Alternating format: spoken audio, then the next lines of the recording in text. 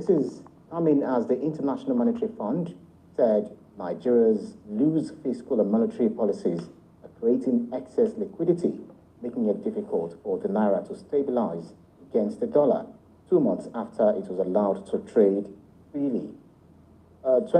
Right. So, Biko, I want to ask you, what exactly do you think is happening to the naira? I agree absolutely with those who say excess liquidity. Apart from CBN's ways and means release to federal government to take care of statutory demands. System is so loose, there's a lot of corruption in the system, and people have access to cheap naira. Yeah. You understand? Okay, if the CBN was not in the federal government by way of these ways and means are debts that the federal government agencies owe the CBN. World Bank has warned us that, look, these debts of the CBN were too wide. And that was why Obaseki once said that we were simply printing naira notes. They can't pay, at least, they can't honor some obligations, they simply go to the CBN print and make the money available. When you make the money available and the states, federal government, they are awash with cash. Because corruption is rife in this system. People have access to loose naira notes. And when that happens, they are looking for the dollar to secure it as a store value. Because the dollar does not depreciate like our currency. So you have 1 billion, maybe somebody paid you, there was a contract that you facilitated, and a gain of 10 billion was made. There were 5 of you. Yeah, 10 billion. Billion came to you. Looking for dollars, you can change that 1 billion to, and then lock up a wardrobe in your room. If they break into people's houses in Abuja, big people in Abuja, the tons of dollars that they are going to come out with, even in this Lagos, people simply locking up dollars. Yes, it's their money. But some of this money, some people didn't get it through the right means. Naira stolen, people simply go and find the dollar equivalent and then keep it. This is what is happening. We talked about this. I know someone who bought a house, 175 million. 100 of it was paid in cash. It was transferred. How are we talking about?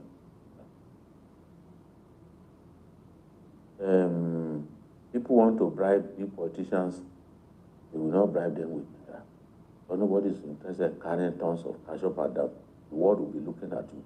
It is a dollar. So the demand for the dollar in Nigeria is an unusual one. It's not based on production or any reasonable variables. Right. It is based on excess liquidity that we talked about earlier and the product of corruption. Want to secure their, how does the EFCC call it, the process of corruption. They want to secure it in dollars. So nothing will stop the hunger of the dollar in our country, except we begin to earn a lot more. When we begin to earn a lot more, when we deal with the matter of stolen crude, will deal with the matter of stolen crude, and we're able to earn a lot more. There will be more dollars coming in. If the operating environment improves, foreign direct investment will come into our country and we'll have some dollars. So the dollar illiquidity will reduce for people, for those who truly need it. A lot of people going to get dollars now, they are not investors. They are not manufacturers who badly need it for their raw materials and all that. A good number of them are just exploiting it up and storing it up. Going on. Right. We have our guest on Zoom, but before we go to him, I want to quickly have your take. Analysts attributed the depreciation of Naira to excess cash in the system, with some, specifically accusing the state governors of using, to mop up dollars, just like BKO said,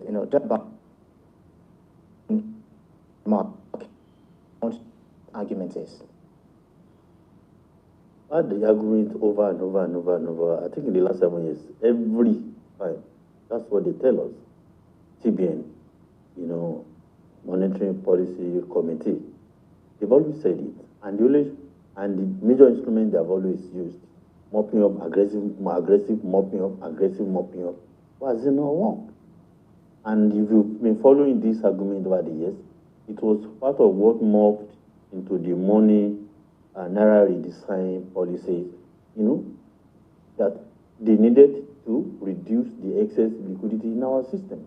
That some people had vaults in their houses, in their premises, that they illegally, store, money.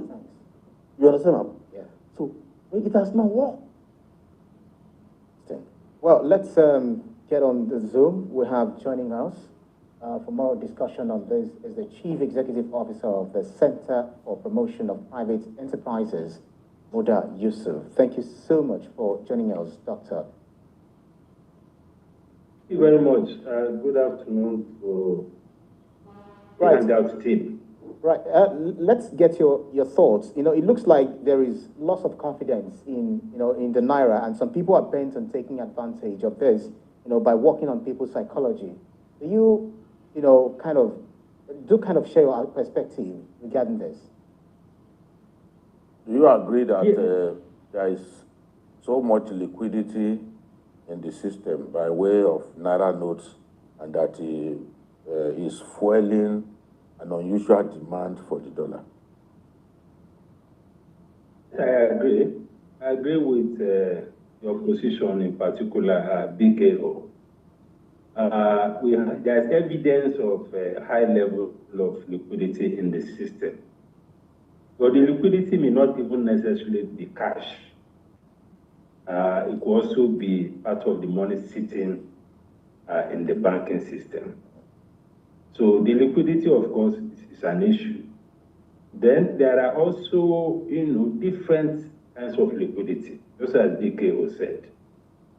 There are genuine, sources of liquidity. I mean, people have worked for their money. They have their money sitting in the bank and all of that. And there's also the component of these slush funds. When you have an environment where there has been so much corruption over the years, you tend to have this kind of factor, this kind of variable that, destabilizes or disrupts some key macroeconomic indicators. Because of the nature of corruption, and whether we like it or not, a lot of funds are in the system, coming particularly from the public sector, which are not funds that were either borrowed from the bank or they were proceeds of any genuine investment.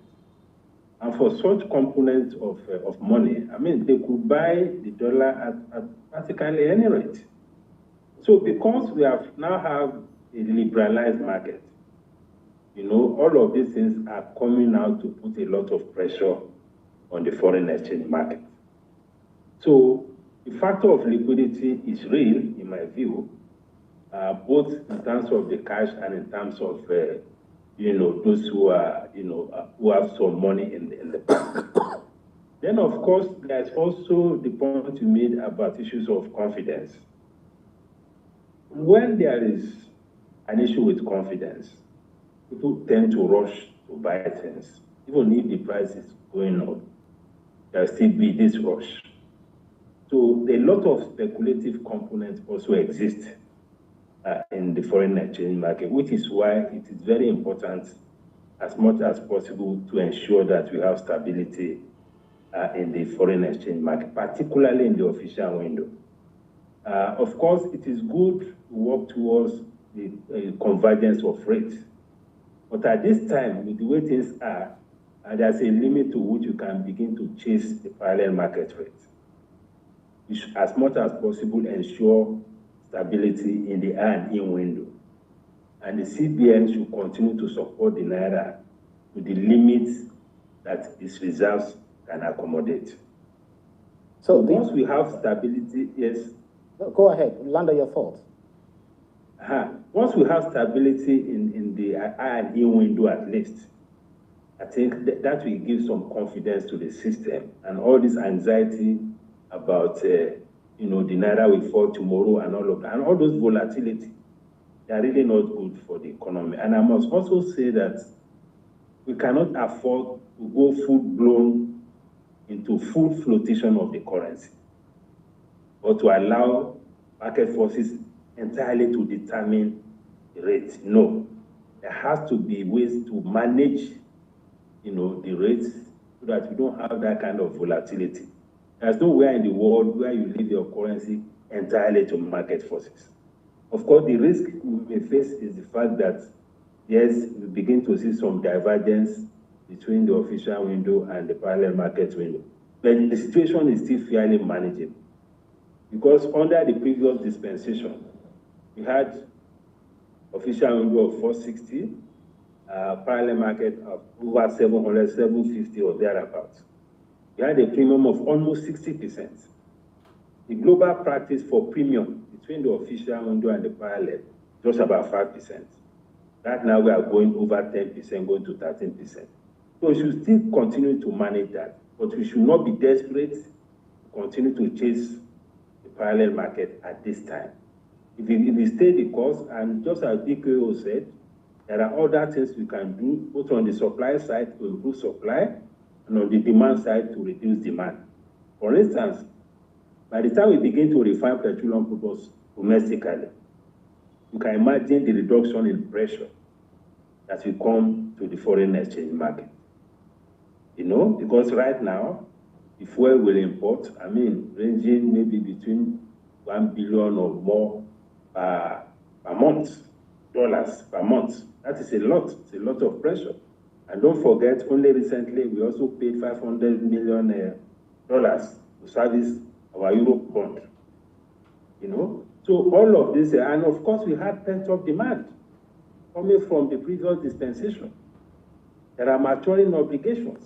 So all of these things are coming up onto the market and putting a lot of pressure on the market. So these are the things, but my view is that these things are transitional things.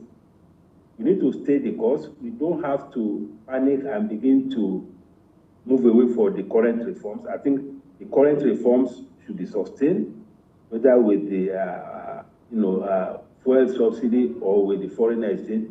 But we should moderate the extent to which we allow the markets to entirely determine things.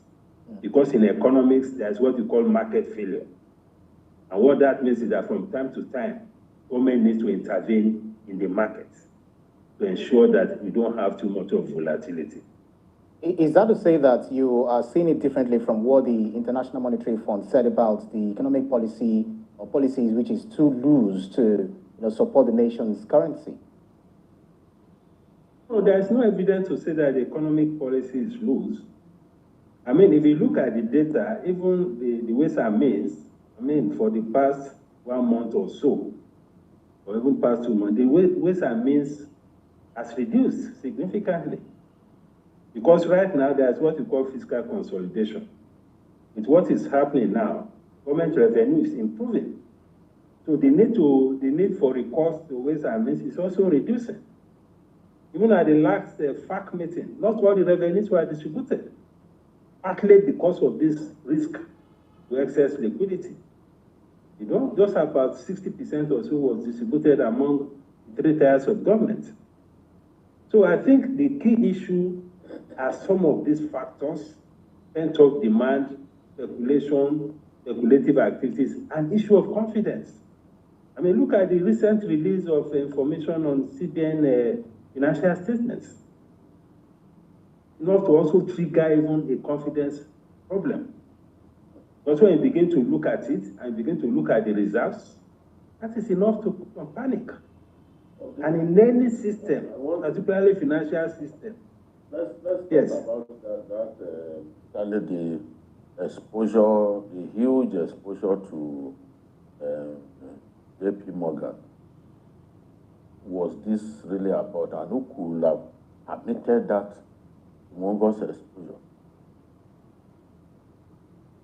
I think this is another evidence of the kind of impunity that characterized, I mean, with due respect, that characterized the previous dispensation. Because, I mean, just as many analysts have said, it was a very shocking revelation. This is why the CBN has refused to publish this audited accounts for almost 4, 5, or 6 years. How on earth can we, get exposed? Level, we are talking of billions of dollars here. All the official documents that we have concerning our debt exposure, documented by the Debt Management Office. There is nowhere where any of these figures are, any of these numbers are featured. We have our exposure documented to multilateral organizations like the World Bank, ADB, and the rest of them. We have our exposure to commercial creditors, essentially the Euro bond. And we have exposure to bilateral creditors, which are just Germany, China, and Japan, essentially. These are the things that are documented in the official figures of our external debt. So it's a big shock. And suddenly we now discover that we have this kind of exposure of almost 13 billion US dollars. Right. It's scandalous. It's scandalous, to say the least. And this kind of thing also creates a confidence problem, for our foreign exchange market. Quite interesting, things, development we're seeing, regarding the currencies in Nigeria, talking about the Naira. Dr. Muda Yusuf, please hang on. We'll definitely continue on, this issue, what we're looking for solutions, to help the Naira survive. Just stay with us here on Journalist Hangout. We'll take a break and be back with more.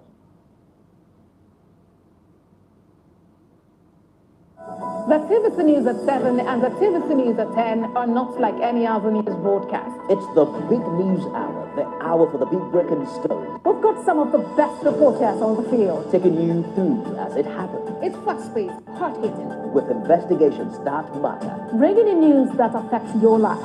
Sport, entertainment, and business news so you don't miss a thing. Experience resourceful coverage with depth. Every night.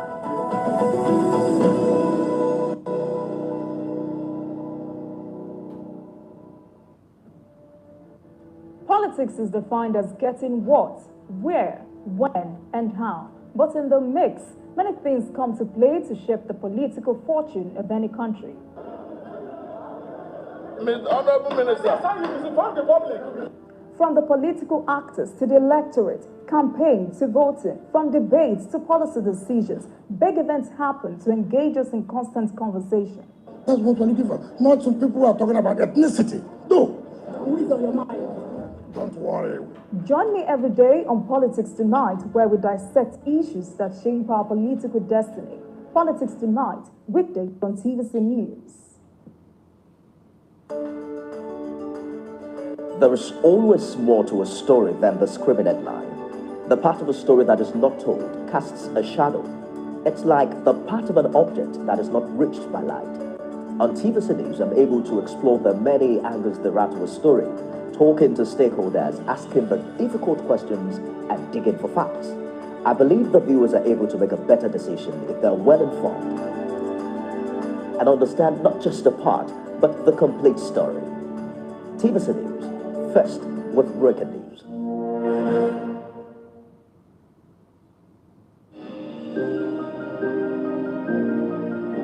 Sometimes it's the story that calls. At other times, the people just want to be heard. School, I need students, but I need teacher. Can't continue like this. Their voices re-echoing through time itself. We haven't done anything. If the tide is high, everybody run for safety. Their tears leave a sweet sour taste for all their demands.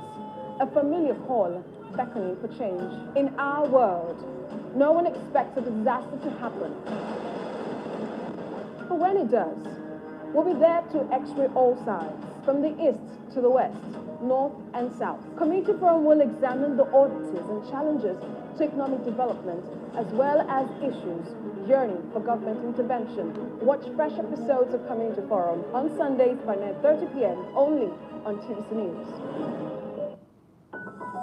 The TVC News at 7 and the TVC News at 10 are not like any other news broadcast. It's the big news hour, the hour for the big breaking stories. We've got some of the best reporters on the field, Taking you through as it happens, it's fast-paced, hard-hitting, with investigations that matter, bringing in news that affects your life.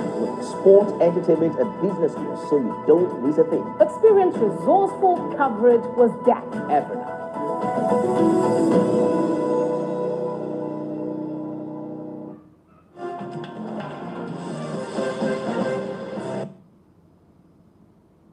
Journalists hang out on Sunday, and I've been having conversation with Babajide Kolade-Toju as well as Adekunle Yusuf.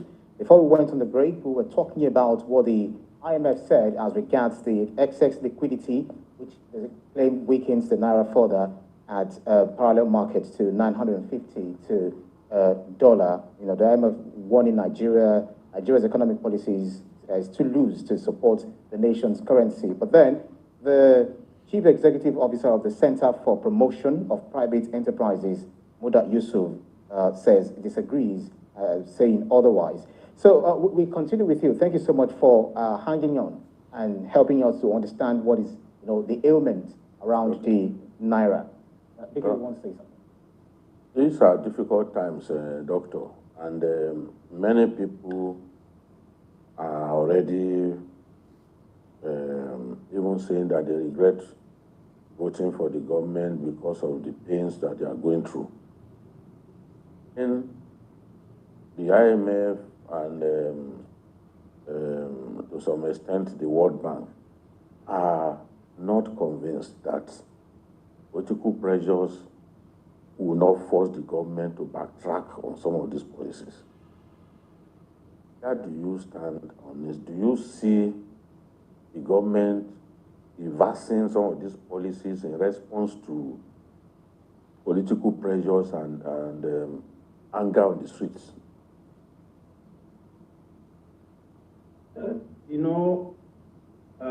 No two economies are the same. And when we are talking about economic management models, we should also be able to adapt it or localize it to our own environment and to our own context.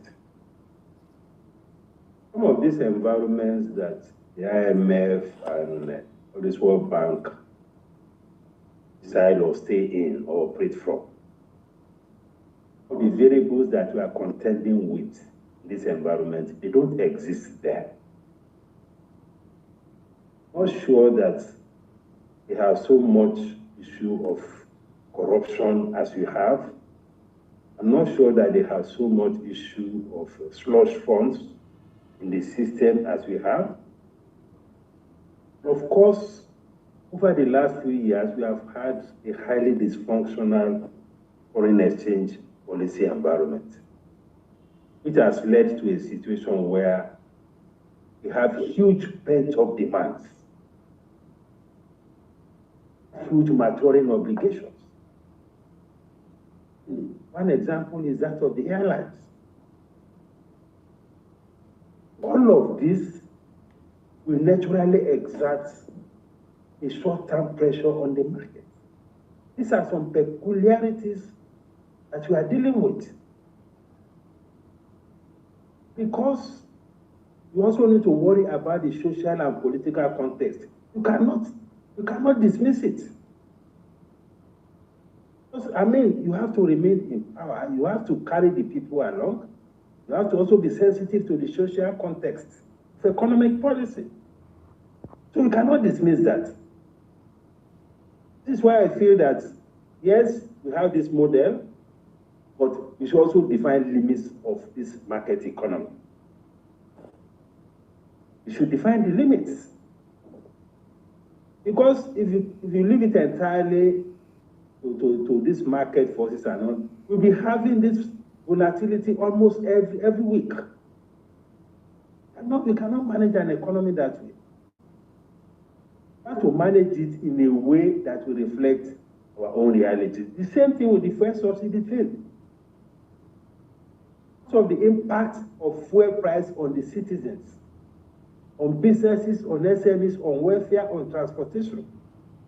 We cannot afford to leave it entirely to market forces. Or this so-called international crude oil price. Once it's getting to a particular threshold, you should apply the brakes. Need to subsidize at that point, let us subsidize. It's not a crime. I mean, there are some data I was looking at. In 2022, because of the terrible situation with energy prices, globally, there was energy subsidy of $1 trillion globally, according to the International Energy Agency, of fossil fuels. Fortunately, our own kind of subsidy was so riddled with so much corruption. Otherwise, once it comes to energy, when it comes to food, when it comes to transportation, government has a responsibility to protect the vulnerable segments of the society. That is the way it is. So, for me, we should not allow ourselves to be pushed entirely into any particular economic management model. We apply it as far as we go and examine the peculiarities of our environment and modify it as necessary. That is my view. Interesting. Well, very quickly before I let you go, the president of the Association of Bureau de Change Operators, Aminu Gwadabe, said that the suspension of the FX sales to members of his association should be revisited to, in order to ease the pressure on the official market. Do you share the same opinion with him? Very quickly, if you can do that in one minute.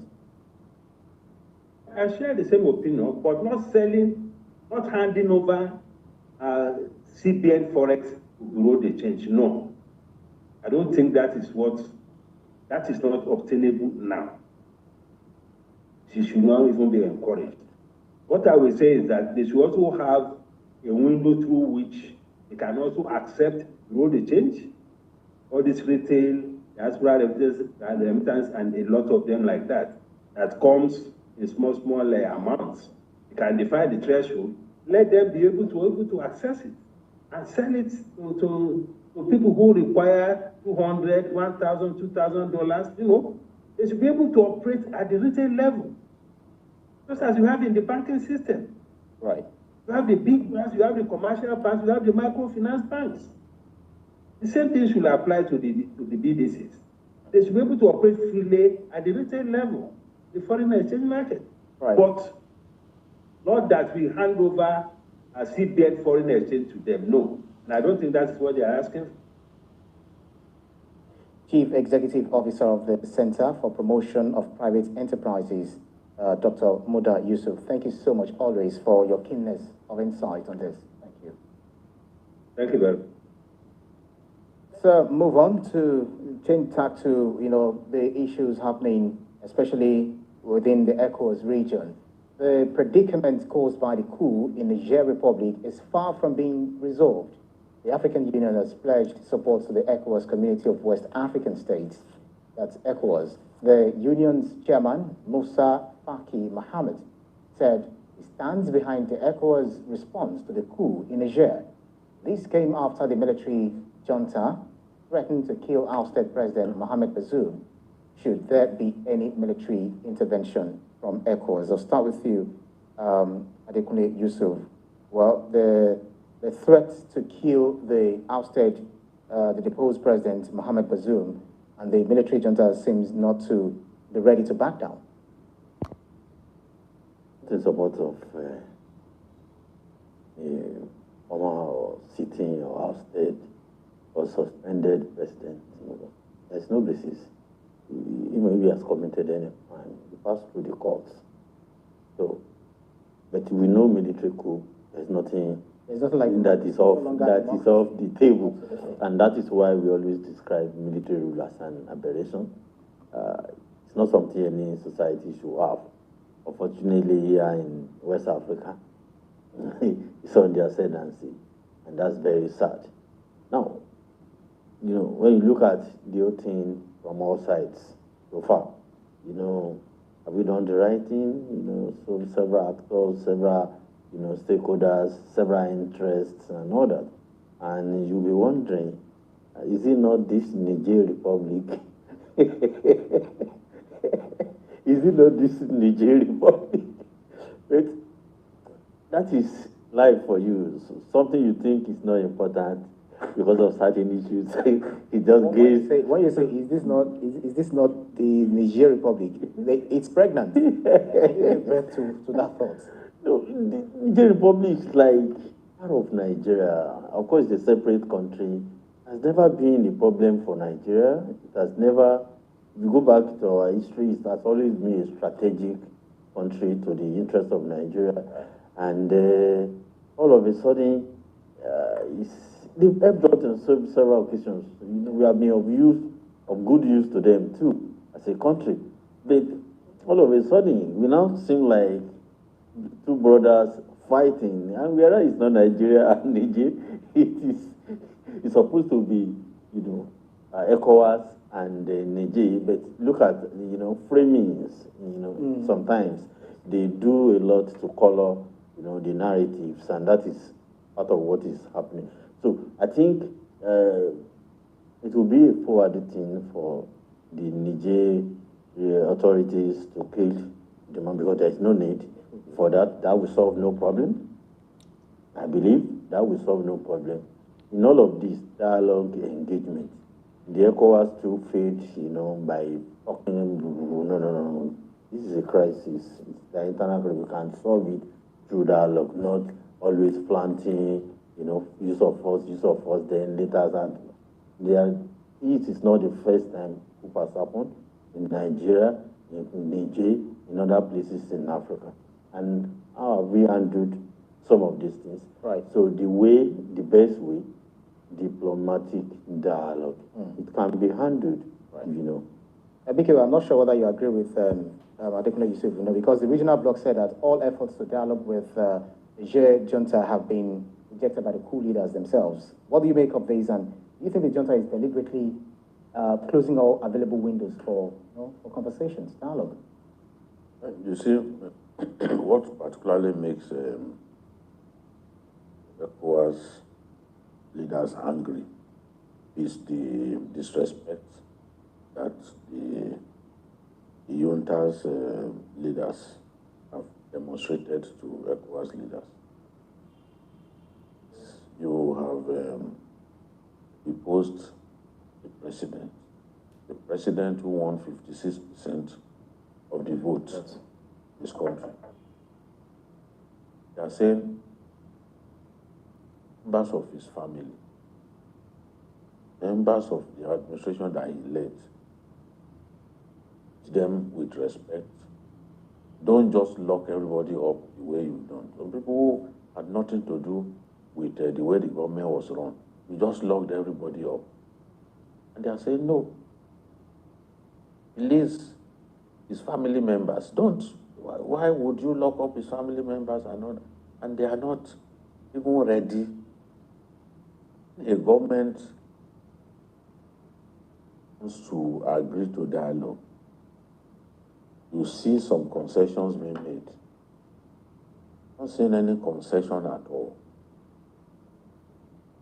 They allowed, even people who wanted to come into dialogue on this matter, they will tell them that, look, that they cannot guarantee their safety. That's one way of telling them to stay away. But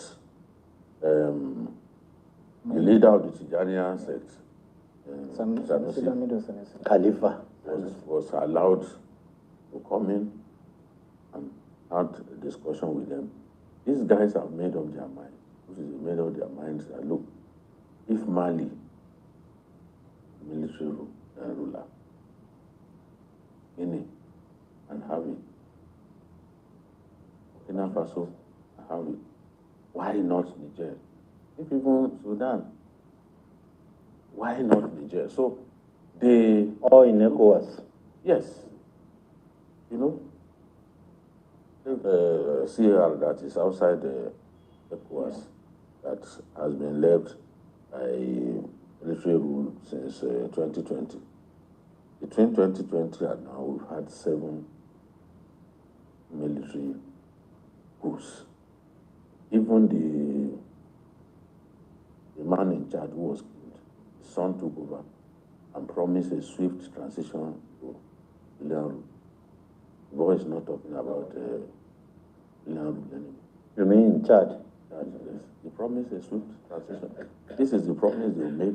Later on, you see them want to transmit. And you see the sweetness of power. And ECOWAS feels cheated in all of this because the steps that they have taken against this man now, they didn't take those steps against Mali and the rest of them. Because they will come, they will promise that don't worry, there will be, yes, they will be condemned, their sentence will be rejected, but they will make promises to you that we are going to hand over to William very soon. We'll put this thing, we'll put a transition in place. Just see that after a while they will not talk about it anymore. It's happening in our country, so people go on until Mauritania and others kicked him, got tired. Even his own gas brigade commander, Garba, was the one who announced it. So Gawana spent 9 years and was vacillating over the transition program. People were like, what's going on? So he took another military regime to actualize for him. Now, talking about the threats to kill, I not say that these guys are not doing it, but we've seen presidents killed in Africa. The world has changed. Yes. There's nowhere that they can run to. This new leader. Especially with the U.S., also throwing his weight behind. Even without the U.S., CJ is there. CJ is there. We see what is happening, in the aftermath of Rwanda genocide. Yes, they will put you on trial. Push it. Augusto Pinochet was president in Chile.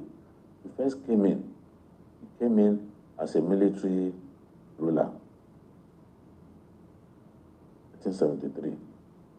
After some years, he transmuted into civilian. Maybe they were even the people who taught our West Africans how to do it. Transmuted into civilian rule by just a declaration, 1981. As somebody who came in 1973. Now, he killed more than 3,000 people. He locked up about 20,000 people, executed about 3,000 people. He's one of the worst, most wicked rulers in history. But he was 93 or so when they eventually put him on trial. Put him on trial, I think, in 1998. And at that time, the judges at the ICJ put aside the matter of jurisdiction. So they came up with what you call universal jurisdiction. Universal jurisdiction means that wherever you commit the offense, they can sit, yes, they can sit here in Europe and put you on trial. So they put Pinochet on trial.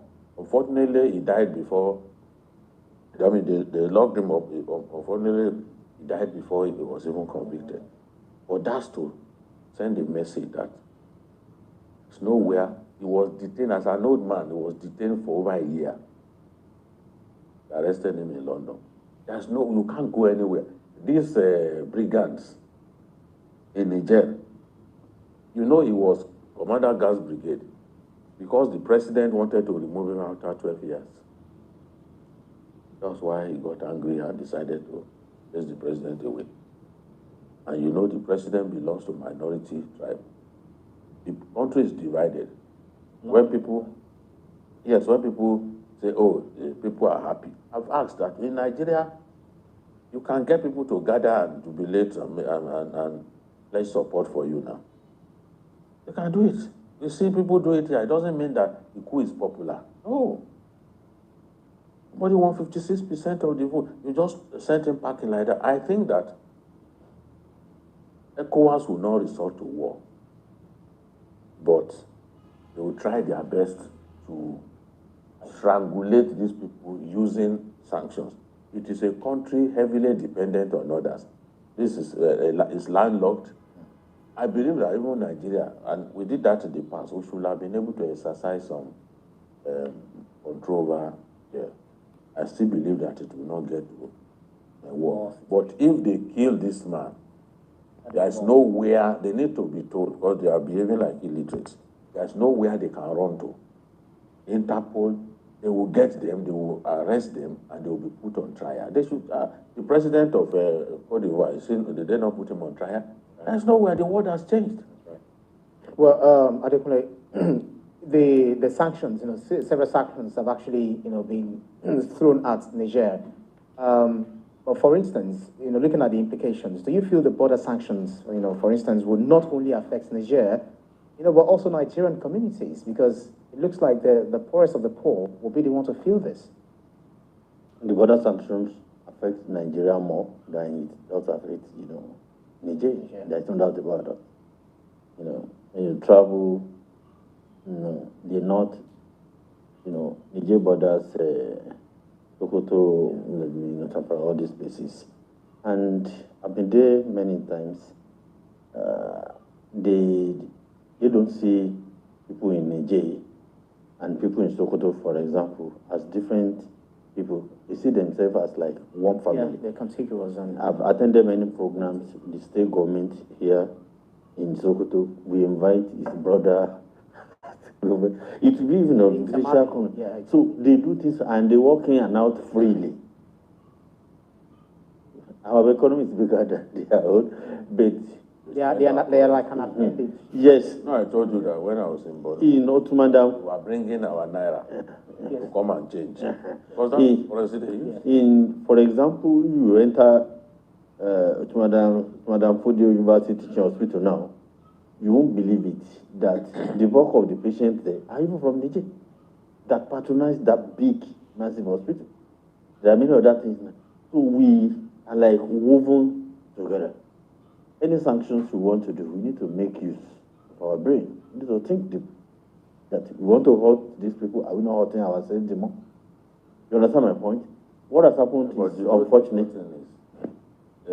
We are personalized this as if it's just Nigeria and because the leadership of ECOWAS is Nigeria. Well, it's a resolution.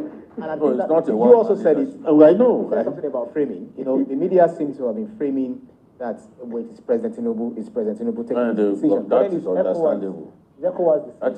Even the president's spokesman, Ngilali, had to do even a press conference about this. To say, no, it's not about President Tinubu and Niger. It's not Nigeria. There is ECOWAS. You understand me? Because you need to manage public perception. The way people say things. And it all comes from the skills of framing and all that. If the people are seeing a different picture, you need to, do the proper narrative so that people understand. It is not President Tinubu versus the coupists in Nigeria. No, it is not. It is ECOWAS decision. It is ECOWAS decision. It is not Nigeria versus. But in every decision we must take, we must ask, do we have a dog in this fight? Because ECOWAS is a body, but we are directly, by the name of these people. Absolutely. But BK, some hold that since the junta forcefully took over power, there should be no room for dialogue. It should be force over force. Force should also be used to deploy to remove them. Oh, no, sometimes it works. Sometimes it works. So let's give it a chance. After all, the Ajame didn't want to leave.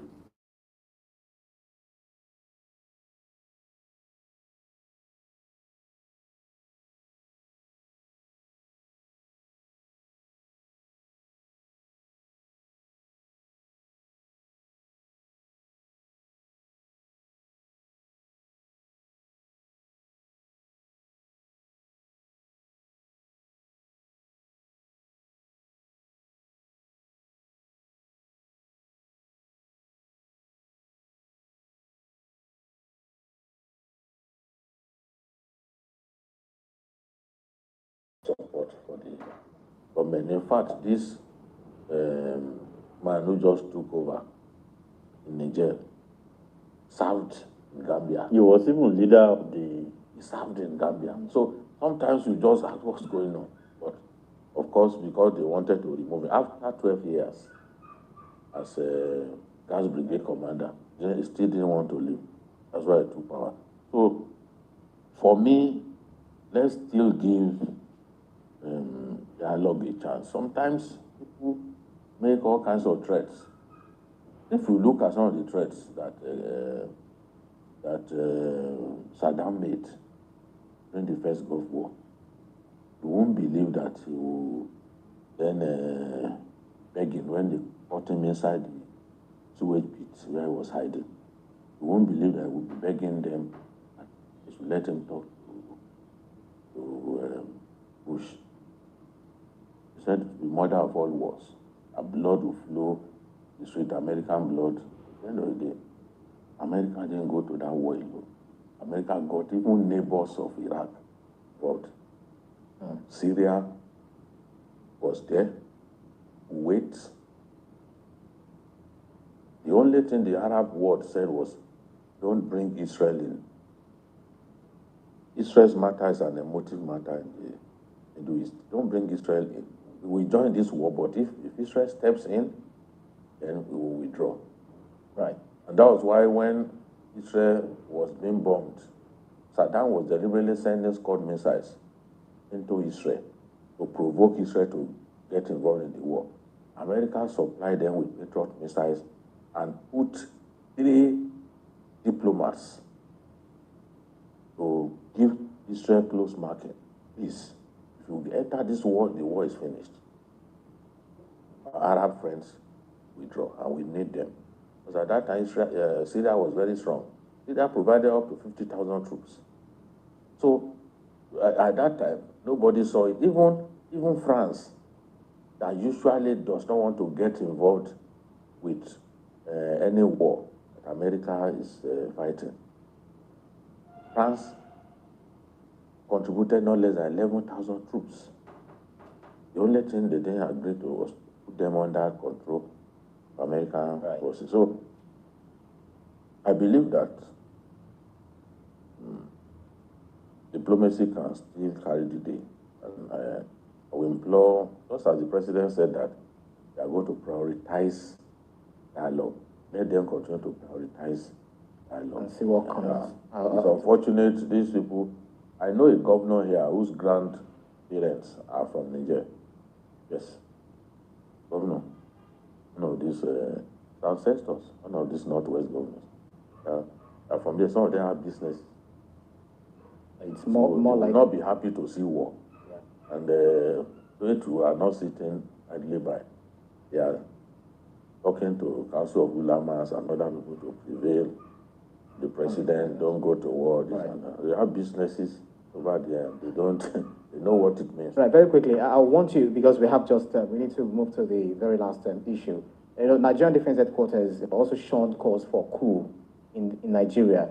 So we've heard about the Arab Spring, in the early 2010s rather. Are we also looking at the Sahelian Spring and, vis-a-vis Nigerians saying that there should also be coup in Nigeria? No, we've gone beyond that level in Nigeria. We should stop. You can say whatever you want to say, but in Nigeria, we have gone beyond the era of coups or what? So, you see, when we were applauding Kupis, we are welcoming them. Like, forget what is happening. They welcome this man in Niger. It's not about that. They welcome, and we did so in Nigeria in the past. But now, our eyes are wide open. We're no longer like Nigeria of 20, 30, 40 years ago. Nigerians are far more educated now, more enlightened, more exposed. Who will lead the coup? What will you tell us? Fellow Nigerians, we tell you to go back to your barracks because that's not the job we gave you. That uniform on your, on your neck is for a different thing, not to come and go. We've seen it all. Countries that have not tasted the worst part of military rule, we think that they can come, correct certain, or perceived errors and this and that. The military came to Nigeria and made a bad situation worse. In fact, the underdevelopment, the destruction of Nigeria the foundation was laid by the Nigerian military rulers. So who will come here and say military rule? We all will march and say no. These boys, these little boys and girls on social media asking for military rule. They didn't know what was military rule. They were little boys. They didn't. Or they were not even born during military era. So maybe as journalists, we lost some of our friends to military rule. Bagada Kanto was he was killed. And there are others too. Some they did not kill them, but they detained them unnecessarily. They came out of prison, they became something else. You can rant on social media, no problem. They lost their lives. So these ones don't even know what military rule is. What are they talking about? Let them rant on social media about military, but it's not in Nigeria. Nigeria has gone beyond that era. Nobody can do it again. You can't succeed. Not even 24 hours. We welcome you. Absolutely. Well, amid rising cost of transportation in the aftermath of petrol subsidy removal, Sterling Bank CEO has outlined the bank's electric vehicle plan in an exclusive chat with Babajide Kolade Tutoju. The managing director of the bank, Abubakar Suleiman, said plans are ongoing to replicate it nationwide. The report is presented from our studios.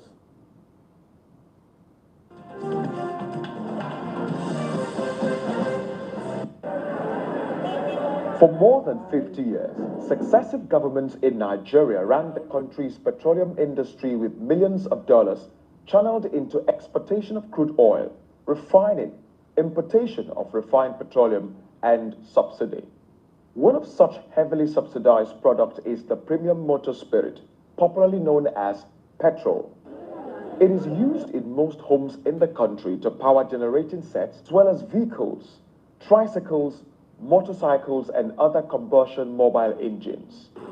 On his inauguration on May 29th, President Bola Tinubu announced the end of the subsidy regime. The first subsidy is gone. The removal of petrol subsidy through the market opened to price hike by oil importers, leading to all-time high pump prices of petrol.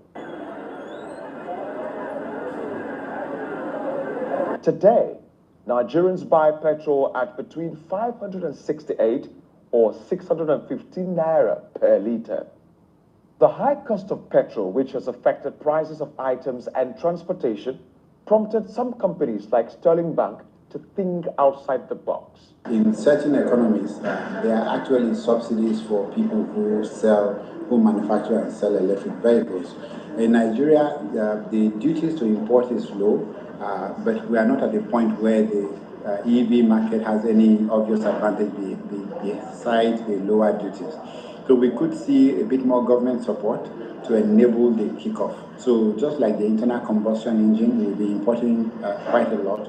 However, EVs are easier to adapt to domesticate, and so once we start to assemble them, we would see the manufacturing ecosystem form, and hopefully more of the components will be manufactured locally faster. The bank introduced electronic vehicles in a bid to reduce the cost of transportation of goods and people at lower or no cost. Our first objective in the EV space is actually advocacy.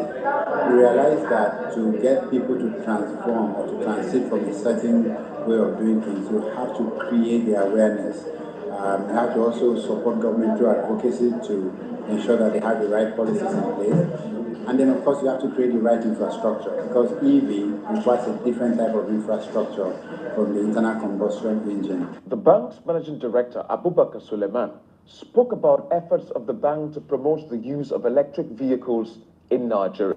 The second thing we've had to do is to focus on local R&D, because we don't want to just create a sector where we import all of the finished products and then put it in the market. And so we've supported a few companies like Phoenix to experiment with local production, and we are also bringing in CKD so that we can experiment with local assembly. The next phase now is to focus on specific markets. And so, for instance, in Kano, we are working with a community of women where we are introducing 50 electric tricycles to be increased to 100. And the objective is that the tricycles will be owned and managed by women, and it will primarily carry last mile passengers. That kind of introduction means that people get comfortable with it, they see the benefit, they see the environmental benefit, but most importantly, they see the commercial benefit because it is cheaper.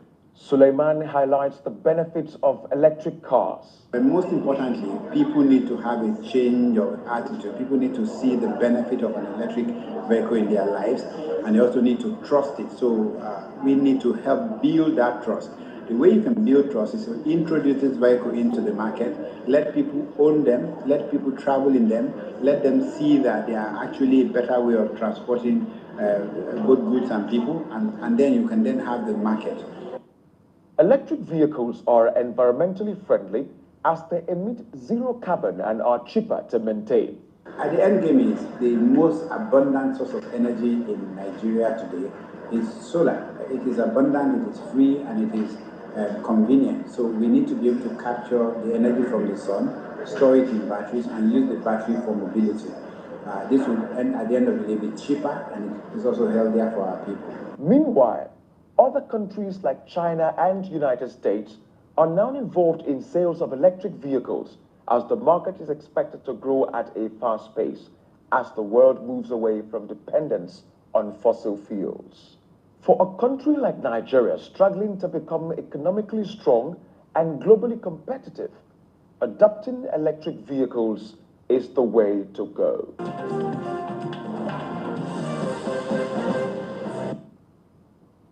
That's kind of breaking news coming in. The Niger coup leader has agreed to dialogue with ECOWAS. It says, and I quote, "We have agreed and the leader of our country has given the green light for dialogue. They will now go back and inform the Nigerian president what they have heard from us. We hope in the coming days that is the ECOWAS, will come here to meet us to discuss how the sanctions imposed against us will be lifted." It looks more like you guys are clairvoyant. You know, you've been advocating that that's what's supposed to be. That's the way to go, dialogue. The sanctions can achieve what we thought the guns can do.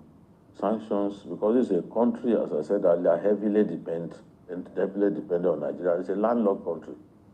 So the sanctions can work. If we are patient, the sanctions can help achieve our aim. So it's a good thing that they've agreed to dialogue. There's improvement.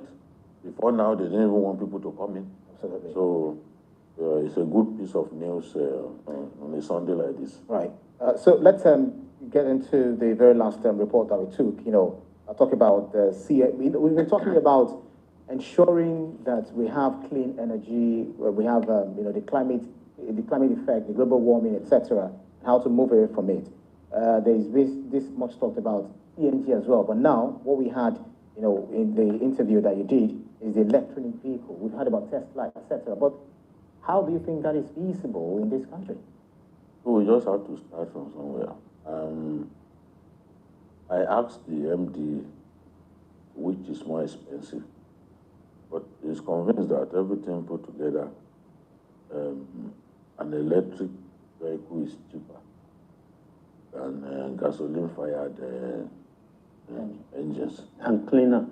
And of course, cleaner, cheaper to maintain because you don't need to change engine, buy a carburetor, all those things, mechanic, hidden fat, no room for that. You just focus on your tires, change your tires from time to time. And the oiling aspect. Yeah, the oiling aspect is gone, So if they can build service centers where people along the highways can charge their cars, because when your vehicle is fully charged, it can go like 2 hours non-stop. But along the highways, if they build those service stations, people can charge. Just stop it up, charge, then proceed on your journey. Which would be like the normal fuel filling If station. possible, those the normal way we do, you can also have your power And bank in your car. Yes, and those service centers will be powered by solar. Yeah. Because I've heard people say, oh, a country that doesn't have electricity, they are talking about electric cars. They will be powered by solar energy. So government has to also come in and see how they can help Invest in that. to provide the environment to make this successful. Honestly, if I can, what will save me buying fuel at 600 naira per liter, I'll gladly jump at it, honestly. I've had an experience of this electric vehicle, just a few days that I spent in the UK. Most of the cars that were used to transport us from one place to the other, one of them was electric vehicle, and they made us understand that this is what they are pushing, for. Somewhere in Germany, I'm not sure whether Germany or China, on the road is designed to recharge the vehicle as it moves, as the wheel rolls on it. It's designed to do it. But do you feel this this coming to fruition in this country, especially with some of the facilities that are designed in Nigeria, installed in Nigeria, and you have people going there to bastardize, to destroy it? Well, for now, we may say we are not right for it, but there's nothing that cannot happen. With the right leadership, if the government takes up an initiative and pushes it very well, within a short while, what you will see will be massive. Nigeria is a big market, and we are educated enough to apply technology, and localize whatever that can benefit us. I don't believe it's an impossible thing. Until we try. This is a Nigerian built electric bus. That's the Delta governor. So we can never say for sure that it cannot work until we try. As we move along, there will be issues here and there, but that's normal. And we solve the issues as we move along. Many people will love to have it. I will be, happy to have it. You understand me? And in the long run, it also says something about us. Nigeria that is depending on crude oil for this one, that's the signal from the world that at some point, this thing that is shacking you will be of no use or little use, if I may say. In 25 years, as a man. All these whole things. You won't be able to import gasoline-fired engines into the country. Everybody is going electric. So which means crude oil deposit that will be of little contribution to our existence. I think we are having a taste of it. Consider the UAE people. Look at what the UAE are doing. They have rich oil deposits, but they decide to focus on tourism. Exports. Making so much money from tourism. So the world is changing, and Nigeria has to change with the rest of the world. This electric vehicle thing, I believe, something we must pursue. And there's a Nigerian company already, Jet Auto Company, owned by the GIG Group, that is already producing electric vehicles. It was their vehicles that that the Delta governor was inspecting. So they just need to be encouraged. And look at what the bank MD has said. He said women will be used to drive it, even in Kano, because Lagos and Kano are the pilot states. So with women driving it, it sends a message. So acceptability is what they are talking about first. Once people accept it, the rest is history. Well, there's so much that we've actually touched on today, and then there's so many issues where you'll be having this conversation being x-rayed right here on Journalist Hangout. We'll be monitoring what happens with Niger now that they've accepted, based on the breaking news that we're talking about later. Now that they've agreed to dialogue, let us see what happens coming days. Absolutely. Well, thank you very kindly, Babajide Kolado Ditoju, as always, and Adekunle Yusuf. Thank you, gentlemen, for your keenness of insight on these varied issues that we x-rayed on Journalist Hangout on Sunday. That's all on Journalist Hangout today. Join us tomorrow for the regular episode of the program at 5 p.m. You can watch the repeat broadcast of this episode tonight at